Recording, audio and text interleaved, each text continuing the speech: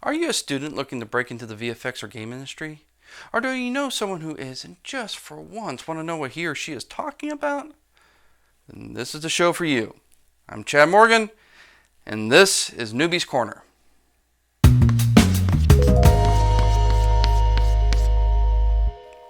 So we're nearing the end of our series on the different steps in a CGI production. Last month we talked about the end of a typical film pipeline with the rendering and compositing team. But what about a games pipeline?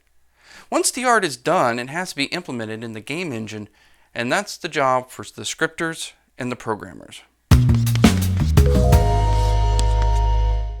A film pipeline might have a more complex art pipeline than a game, but when the art pipeline is done in a game, that's only half the job. Now we need all the assets working in real time based on scripted events, procedural calculations, or players' input. All this is created by the game. Different engines allow for different levels of programming. The Unreal Engine, for example, has what's called the blueprint system, where much of the programming is done for you in the form of nodes.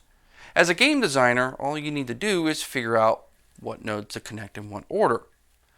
Even a novice with no programming experience can create a functioning game. Now it might be that even with a flexible system like Unreal's Blueprint Designer, the game still won't do what you need it to do. The next level of programming is scripting. Scripting is like programming light. It has much of the same logic and ability, but is easier to use than full-blown programming. Scripting is what is called an interpreted language, meaning the engine figures out the instructions at runtime. This means it's slower than compiled code, but it's much faster to author since compiling can be very time intensive.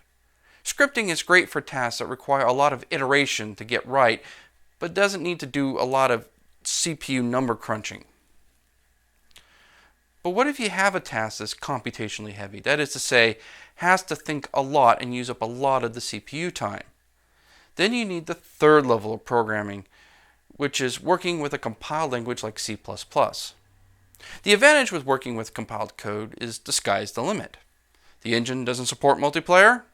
Write new libraries in C++. Need a better animation system than what you have? Build a new one.